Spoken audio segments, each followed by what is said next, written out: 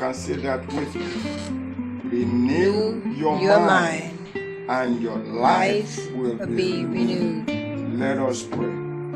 Father God, we thank you for another day. We thank you for your love, your grace, your mercy. We thank you for who you are in our lives.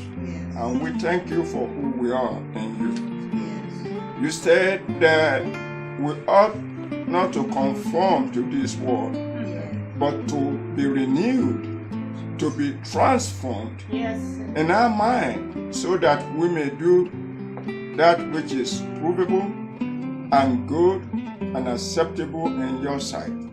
Father God, we thank you for this advice. We thank you for your word. And we are asking that as we live, as we walk this life, please help your spirit to help us to do that which we cannot do in our own strength. Father God, as we bring this message, we ask that you give your people attentive listening. Let your word do what you intended for it to do in our lives. This and many more we ask in Jesus' name. Amen. Amen. Human mind is a battlefield. A battlefield between good and evil. You know, it all started in the Garden of Eden after Adam and Eve ate that fruit, the fruit of the knowledge of good and evil. And since then, you know, we have both dwelling in us, the knowledge of good and the knowledge of evil. There is nothing wrong in having the knowledge of good and evil, but what is wrong is that we are more prone to do the evil part than doing the good. God wants to dominate our thinking, and the devil wants to dominate our thinking. However, neither God or the devil will compel us to do anything that we don't want to do.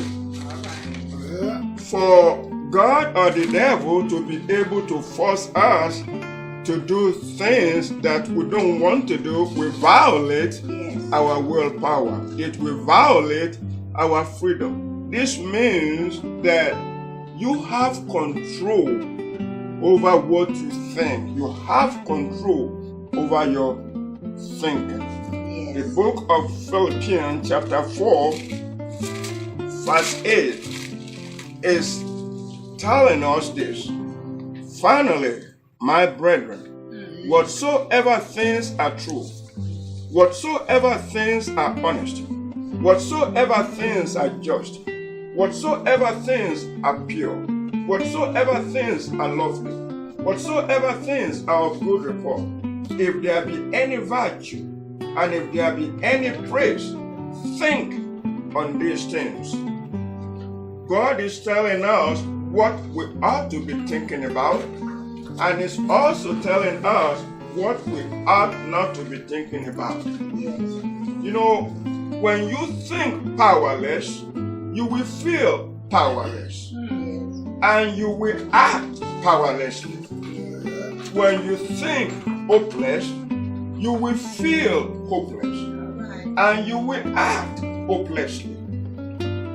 If you think useless, you will feel useless, and you will act uselessly.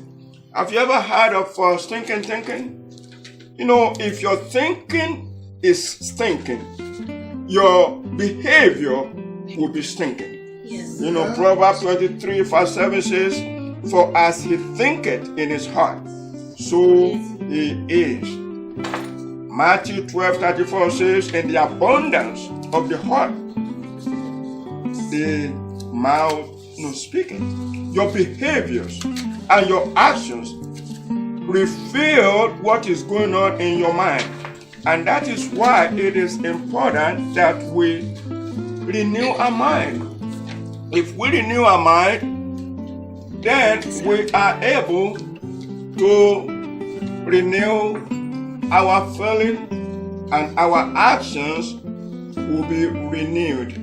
Matthew 15:19 says, "For out of the earth of man proceeded evil thoughts, murdering, fornication, all these things that are of the devil."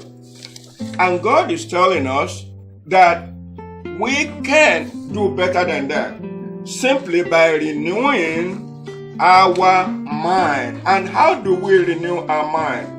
The book of Joshua chapter 1 verse 8 tells us how to do that.